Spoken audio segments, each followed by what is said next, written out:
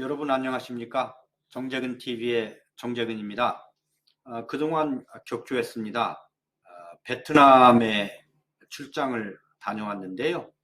유교 문화와 관련해 가지고서는 우리나라 그리고 중국, 베트남, 일본이 대표적인 유교 문화 국가입니다. 그래서 베트남이 비록 사회주의 국가라고 할지라도 지금 현재 유교 문화에 많은 관심을 기울이고 있고, 오래 전부터 베트남 사회과학 관리원에서 그 산하에 있는 철학원이라든지 또 한림연구원이라든지 동북아연구원 같은 데서는 많은 유학 관련 전문가가 있습니다. 그래서 기관 차원에서 교류를 하고 국제적으로 이 유교의 가르침과 유교 문화를 우리 동북아뿐만 아니고 세계적인 그 글로벌한 그 가치로 만들기 위해서 협력하기 위해서 출장을 다녀왔습니다. 퇴계의 17대 종손이신 공주대학교 이치혁 교수께서 쓰신 퇴계에게 묻는 삶의 철학이라는 책을 쭉 읽어드리고 있습니다. 이것은 초심자를 위한 유교 소개 책자인데, 이치혁 교수가 아주 그 현실 생활의 예를 들어가지고 잘 설명을 하고 있고, 저도 다시 한번 이렇게 읽어보면서 그 뜻을 새기고 있습니다. 오늘은 효도에 관해서 이치혁 교수가 쓰신 부분을 읽어드리겠습니다. 제가 언젠가 강의를 하다가 이런 질문을 받은 적이 있습니다. 자녀를 학대하는 부모에게도 효도를 해야 하는가? 이런 질문이었는데요. 참 어려운 문제이죠. 유교는 효를 매우 중요시하는 사상이라고 알려져 있습니다. 어떻게 부모에게 효도를 할 것인가 라는 주제만으로 이루어진 효경이라는 경전이 따로 있을 정도이죠. 유교 문화에서는 국가에 대한 충성보다 부모에 대한 효가 더 우선시됩니다. 임금이 잘못을 저질렀을 때 3번 간언해도 받아들이지 않으면 임금을 떠나면 되지만, 부모가 3번 간언해도 받아들이지 않으면 울면서 그 잘못된 결정에 따른다. 그것이 도리라고 하지요. 부모와 자식은 끊을래야 끊을 수 없는 천륜으로 이어져 있다고 보기 때문입니다. 그런데 유교에서는 왜 이렇게 효를 강조하는 것일까요? 이는 사회 경제적인 측면과 심정적인 측면에서 생각해 볼 수 있습니다. 유교의 발상지인 중국은 농경사회였기 때문에 개인이 아니라 농지를 경작하는 가족이 기본적인 경제 단위가 되었습니다. 가족 간의 유대가 약하면 바로 경제적 타격으로 이어지므로 가장 윗세대의 부모를 중심에 놓고 하나로 잘 뭉쳐야 하는 것입니다. 하지만 사람의 일은 경제적인 문제만으로 설명될 수 없지요. 조금 더 본질적으로 들어가 봐야 합니다. 갑자기 뜬금없는 질문이라고 여길 수 있겠습니다만, 독자 여러분은 자신의 존재를 감사하게 생각하고 있는지요? 이 세상에 태어나서 살아간다는 사실에 감사하고 있습니까? 아니면 자기 자신의 존재를 저주하거나 원망하고 있습니까? 아마 이 책을 읽으시는 분 중 후자에 해당하시는 분은 안 계실 것이라는 생각이 듭니다. 그렇다면 여러분은 지금 이 순간도 충실하게 효를 실천하고 계시는 것입니다.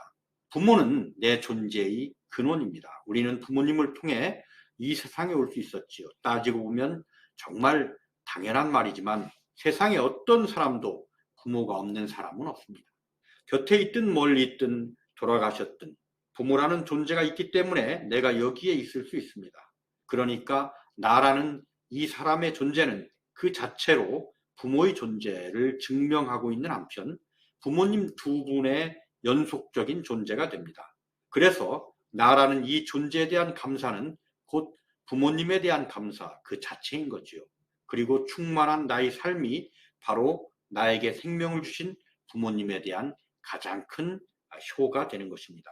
이런 맥락에서 우리는 효경의 유명한 첫 구절을 다시 생각해 볼 수 있습니다. 털과 피부까지 포함한 신체의 모든 것은 부모에게서 받은 것이니 감히 훼손하지 않는 것이 효의 시작이다.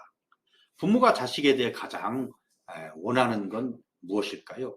공부 잘해라, 어른들 말씀 잘 들어라, 착하게 살아라 등등 여러 가지가 있겠지만 무엇보다 부모님이 자식에게 바라는 것은 건강하고 무탈한 것입니다. 사회적으로 성공하고 이름을 날리는 것은 부차적인 문제이지요.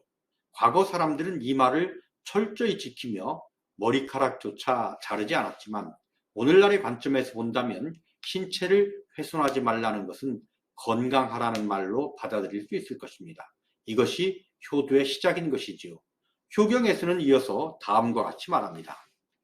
자신을 바로 세우고 바른 길을 감으로써 후세의 이름을 남기고 이를 통해 부모를 현창하는 것이 효도의 완성이다. 오늘날 우리가 사용하는 입신양명이라는 말이 여기서 왔습니다만 효경의 원문은 약간 다릅니다. 그냥 입신양명이 아니라 입신행도와 양명후세라는 말에 주목해야 합니다. 살아생전에 일시적인 명성을 추구할 것이 아니라 후대에도 이름을 날릴 수 있는 사람이 되어야 한다는 뜻이지요. 후대에 이름을 남기고 부모를 현창한다는 것은 부정한 방법이 아니라 반드시 옳은 길을 감으로써만 가능한 것입니다. 물론 악행으로 후세의 이름을 날린 사람도 많지만 그것은 결코 행도라고는 할 수 없습니다. 그러므로 입신행도하는 것, 이것이 진정으로 충실한 삶이 되고 내 존재의 근원에 대한 가장 확실한 보답, 즉 가장 큰 효가 되는 것입니다. 우리가 일반적으로 효라고 생각하는 관념, 양육과 사랑을 받은 것에 대한 보답으로 물질적, 정신적 봉양을 하는 것은 효 개념의 일부분에 지나지 않습니다. 그것이 아니라면 태어난 지 7개월 만에 아버지를 여의고 얼굴도 모른 채 자란 퇴계는 아버지에 대한 효심이 없어야 하겠죠. 하지만 선생의 효성은 극진했습니다. 일례로 퇴계는 생애 마지막 사업으로 아버지 묘비 세우는 일을 기획했지만 결국 이 일을 끝마치지 못하고 세상을 떠나게 되었습니다. 임종을 앞둔 시점에서 세상의 다른 어떤 일에도 미련이 남지 않았지만 이 일을 마치지 못한 것만은 한이 되었다고 했습니다. 그러면 처음 질문으로 돌아가 보겠습니다.